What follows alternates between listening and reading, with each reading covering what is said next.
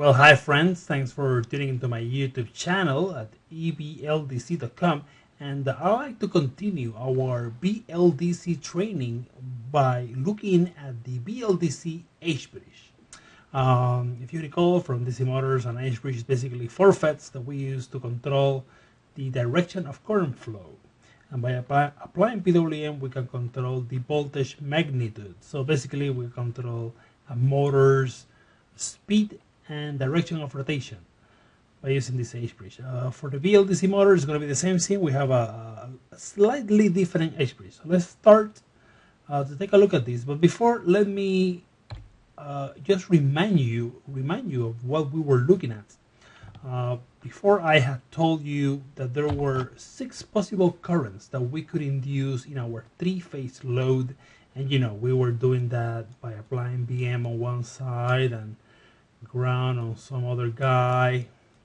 And perhaps you're thinking, man, how do I do that? How do I apply BM? How do I apply ground? Do I have to be like continuously changing my wires, moving them from side to side on my power supply or my battery? That looks like a mess. That looks like a lot of work. That doesn't look like I'm going to get the motion profile that I want.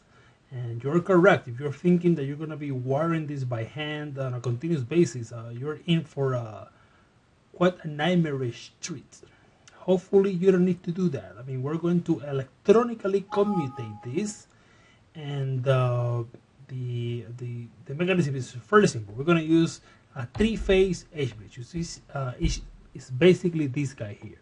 Now, some of you may say, well, this is not an HBridge because there are 6 FETs, not 4, and of course, this is not anything like the HBridge that we use for DC motors.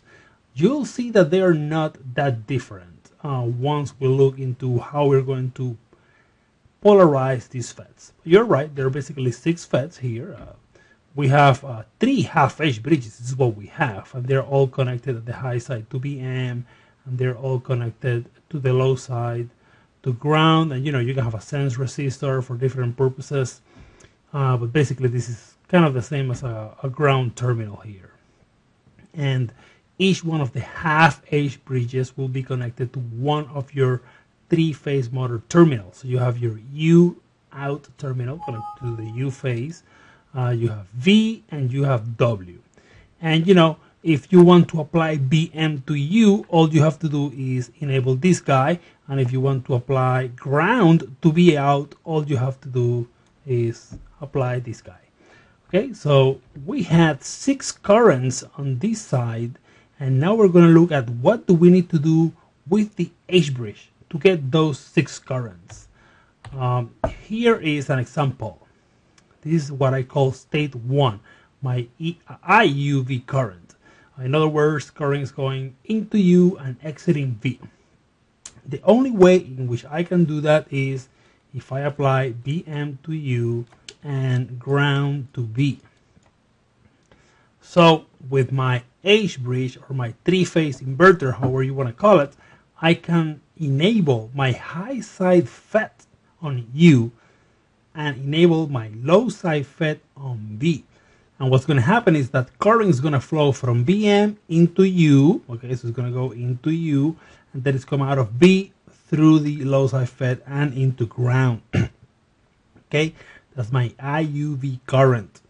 And all I have done is enable these 2 FETs. The other 4 FETs are disabled. So to the eyes of the word, to the eyes of the motor, this half HBridge doesn't exist. So what does this look like now?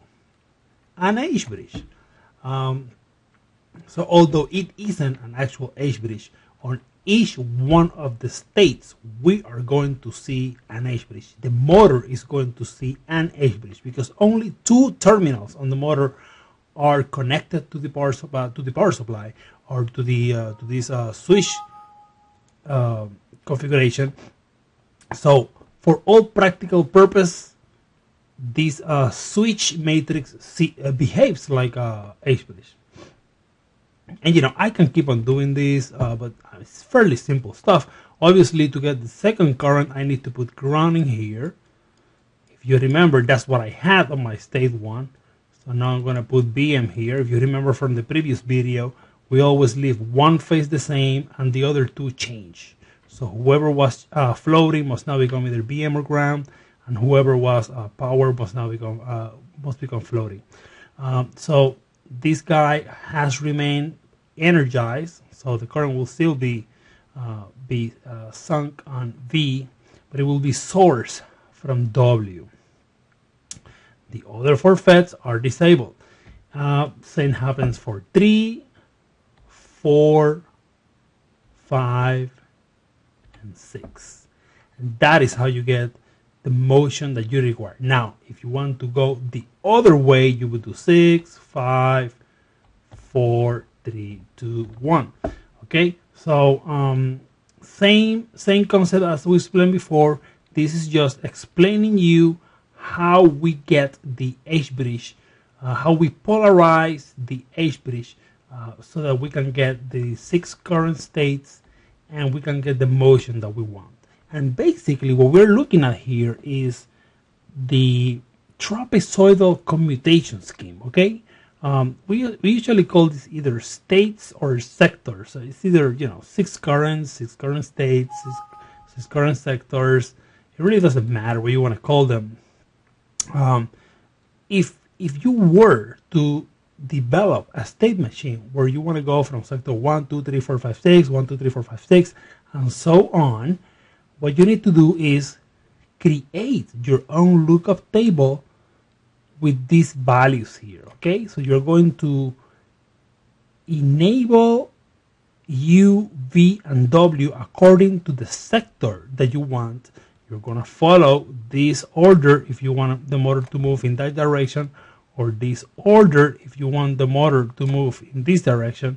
So with this one lookup table, you can generate the motion in both directions of rotation. So this is trapezoidal commutation for brushless DC motors. And on the next video, I'm going to look in detail what does it mean when we start adding stuff like PWM, and how do we start filling up that lookup table so that we can start generating our algorithm, in any microcontroller that you can think of, really whichever you want. So thank you for tuning into my YouTube channel. I hope this video has been enlightening for you, and like I said before, keep on posted because there will be more to come.